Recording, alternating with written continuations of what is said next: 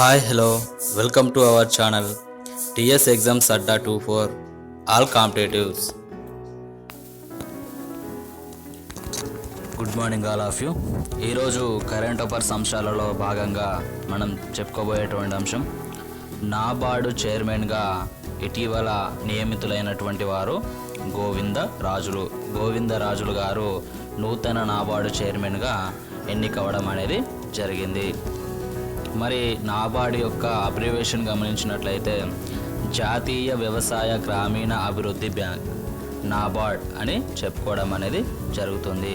ఈ నాబార్డుకు నూతన చైర్మన్గా చింతల గోవిందరాజులు అనేటువంటి వ్యక్తి బుధవారము బెంగళూరులో పదవి బాధ్యతలను చేపట్టడం అనేది జరిగింది. ఈ పదవిలో ఉన్నటువంటి హెచ్కే బన్వాలా అంటే గోవిందరాజులు నియమితులు కావడానికి ముందు ఉన్నటువంటి నాబార్డు చైర్మన్ వచ్చేసి హెచ్కే బన్వాలా. పదవీ కాలం అనేది పూర్తి కావడంతో ఈ నాబార్డు చైర్మన్గా మన తెలుగువారైనటువంటి గోవిందరాజులు గారు నియమితులు అవ్వడం అనేది జరిగింది. నాబార్డులో సుదీర్ఘ సేవలు అందించినటువంటి అనుభవం అనేది గోవిందరాజులు గారికి ఉండడం అనేది జరిగింది. మరి ఈ నాబార్డు అనేది బెంగళూరు కేంద్రంగా ఉండడం అనేది జరిగింది. సో నాబార్డు అనేది ఫైనాన్షియల్ సర్వీసెస్ మేనేజింగ్ డైరెక్టర్ ఎండీగా కూడా ఈయన వ్యవహరించారు. అంటే గోవిందరాజులు గారు ఇంతకు ముందే బెంగళూరు కేంద్రంగా ఉన్నటువంటి నాబార్డు సబ్సిడరీ అనేటువంటి సంస్థకు ఫైనాన్షియల్ సర్వీసెస్ మేనేజింగ్ డైరెక్టర్గా కూడా వ్యవహరించడం జరిగింది. ఇతను మనకు సంబంధించి ఢిల్లీలోని భారతీయ పరిశోధన సంస్థాన ICAR ఇండియన్ అగ్రికల్చర్ రీసెర్చ్ ఇన్స్టిట్యూట్లో స్నాతకోత్తర విద్య పూర్తి చేశారు. ఆపై ముంబైలోని నాబార్డు ప్రధాన కార్యాలయం. సో ఇక్కడ గమనించాలి, నాబార్డు యొక్క ప్రధాన కార్యాలయం ఎక్కడుందంటే ముంబైలో ఉంది.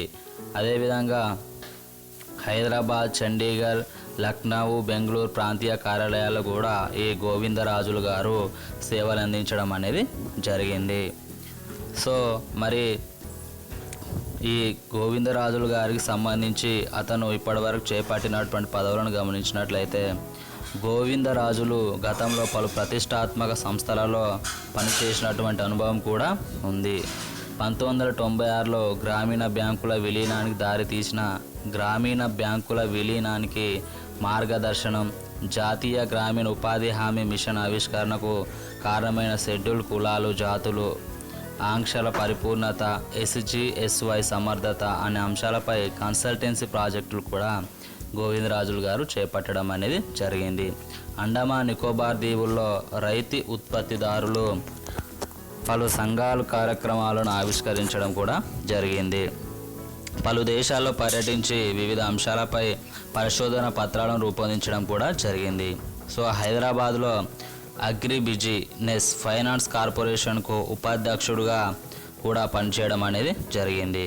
గోవిందరాజులతో పాటు నాబార్డు DMDగా సూర్యకుమార్ బుధవారం బాధ్యతలు స్వీకరించారు. వీరిద్దరు కూడా బాపట్ల వ్యవసాయ కళాశాల పూర్వ విద్యార్థులు కావడం విశేషం.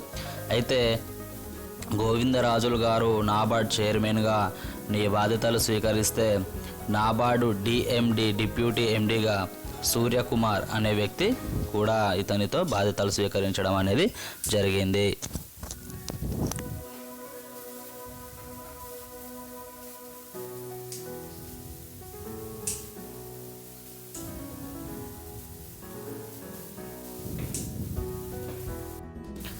తర్వాత గమనించినట్లయితే మరి ఒక అంశం వచ్చేసి రోదసిలోకి వ్యోమగాములను పంపించినటువంటి ప్రైవేట్ ట్రావెల్స్ గురించి ఇప్పుడు తెలుసుకుందాం.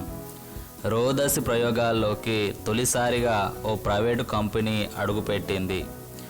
టెస్లా కంపెనీ వ్యవస్థాపకుడైన ఎలాన్ మస్క్కు చెందిన ప్రైవేటు అంతరిక్ష పరిశోధన సంస్థ స్పేస్ ఎక్స్ అనేది NASA and space X crude space launch ప్రయోగాన్ని నిర్వహించింది. అన్నీ అనుకున్నట్టు జరిగితే ఈ పాటికి నాసాకు చెందిన 2 వ్యోమగాముల్ని రోదసిలోకి పంపించే ఘట్టాన్ని స్పేస్ ఎక్స్ పూర్తి చేసి ఉంటుంది. ఫ్లోరిడాలోని కెన్నెడీ స్పేస్ సెంటర్లో భారత కాలమానం ప్రకారం గురువారం వేకువజామున 2 గంటలకు ఈ ప్రయోగం జరిగింది. ఫాల్కన్ 9 రాకెట్ ద్వారా నాసాకు చెందిన వ్యోమగాములు బాబ్ బెంకన్, డగ్లస్ హార్లే రోదసిలోకి వెళ్లారు. ఈ ప్రయోగానికి రూ 60,586 కోట్ల రూపాయలు ఖర్చయినట్లు అంచనా. ప్రస్తుతం స్పేస్ ఎక్స్ వంటి ప్రైవేటు సంస్థ అంతరిక్ష ప్రయోగాల్లోకి ప్రవేశించడంతో స్పేస్ టూరిజం సాధ్యమయ్యే అవకాశాలు ఉన్నాయి. గమనించినట్లయితే ఇక్కడ అంతరిక్షంలోకి వ్యోమగాములను పంపించినటువంటి మొట్టమొదటి ప్రైవేట్ ట్రావెల్స్ వచ్చేసి స్పేస్ ఎక్స్ అనేది గుర్తుంచుకోగలరు. ఈ స్పేస్ ఎక్స్ను పంపించింది ఎవరంటే టెస్లా కంపెనీ. సో ఈ టెస్లా కంపెనీ యొక్క వ్యవస్థాపకుడు ఎవరంటే ఎలాన్ మస్క్. సో ఈ స్పేస్ ఎక్స్ అనే అటువంటి ప్రైవేట్ ట్రావెల్స్ అనేది NASA and space X crude space launch ప్రయోగాన్ని సంయుక్తంగా ఈ ప్రయోగాన్ని నిర్వహించడం అనేది జరిగింది. అయితే ఆ రోదస్లోకి వెళ్ళినటువంటి వ్యోమగాములు వచ్చేసి బాబ్ బెంకన్, డగ్లస్ హార్లే. మరి ఈ స్పేస్ ఎక్స్ తోటి పంపించినటువంటి రాకెట్ వచ్చేసి ఫాల్కన్ 9 రాకెట్.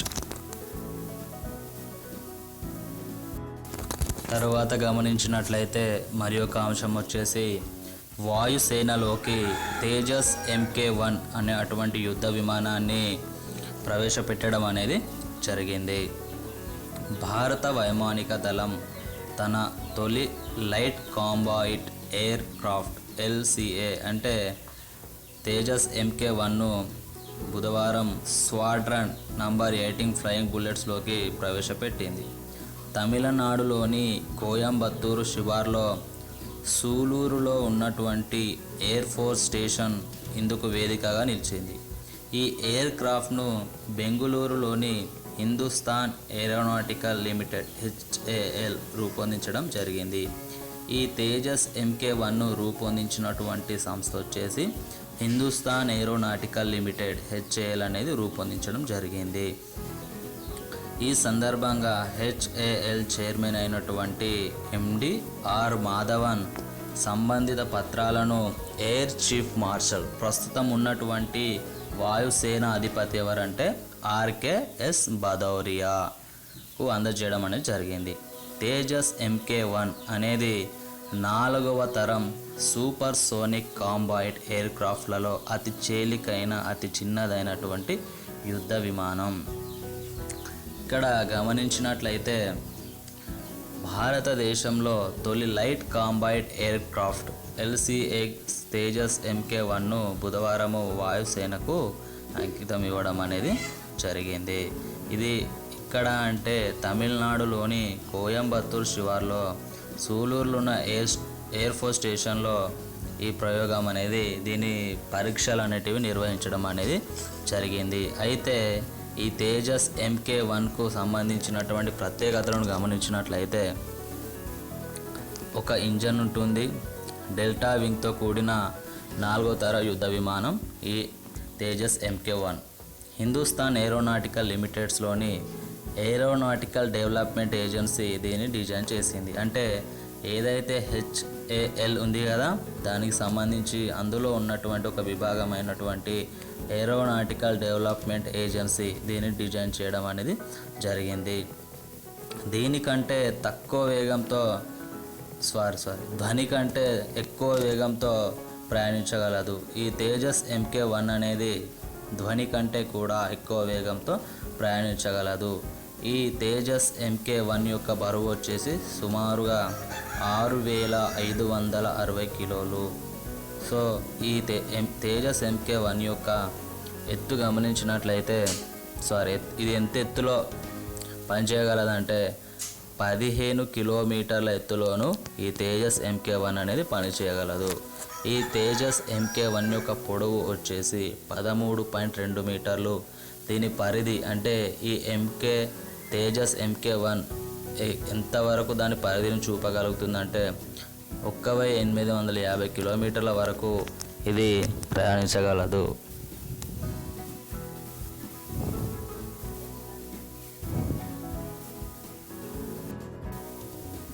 తరువాత గమనించినట్లయితే మరి ఒక అంశము ఇటీవల మరణించినటువంటి తెలంగాణ ఉద్యమకారుడు రామ్దాస్. సో ఈ రామ్దాస్ అనేటువంటి వ్యక్తి తెలంగాణ తొలి మరియు మలి దశ ఉద్యమాలలో చురుగ్గా పాల్గొన్నటువంటి వ్యక్తి జి రామ్దాస్ గారు. సో జి రామ్దాస్ గారు 1968లో తొలి తెలంగాణ ఉద్యమంలో చురుగ్గా పాల్గొన్నటువంటి వ్యక్తి. ఈ జి రామ్దాస్ గారు విచార జాగృతి, అదేవిధంగా విచార జాగృతి అన్నటువంటి మరాఠీ పత్రికను, అదేవిధంగా హిందీ త్రైమాసిక పత్రికలను నడిపించినటువంటి కురవృద్ధుడు. అదేవిధంగా రామ్దాస్ గారు Mumbai Telangana joint action committee ఏర్పాటు చేసి దానికి గౌరవ అధ్యక్షుడిగా కూడా వ్యవహరించారు. రామ్దాస్ గారు తన ముంబై టీంతో ఉద్యమ నేత అయినటువంటి కేసీఆర్ను పలుమార్లు కలవడం కూడా జరిగింది. తొలి తరం ఉద్యమంలో బొంబాయి తెలంగాణ సమితి ఏర్పాటు చేసి ఆయన అధ్యక్షతన ఎయిర్పోర్ట్లో నాటి సీఎం అయినటువంటి కాసు బ్రహ్మానంద రెడ్డికి నల్ల జెండాలతో నిరసనలను తెలపడం కూడా జరిగింది. వర్లి, దాదర్, పటేల్ ప్రాంతాల్లో తెలంగాణ వాసులను సమీకరించి సమావేశాలు నిర్వహించడం కూడా జరిగింది. తెలంగాణ కోసం పోరాడినటువంటి నేత రామ్దాస్ అని పలువురు కూడా ఈ రామ్దాస్ గారిని పేర్కొనడం అనేది జరుగుతుంది. కాబట్టి తెలంగాణకు సంబంధించి తొలి మరియు మలి రెండు ఉద్యమ దశలలో కూడా కీలక పాత్ర వహించినటువంటి కురవృద్ధుడు వచ్చేసి రామ్దాస్. ఇతను ఇటీవల మరణించడం జరిగింది.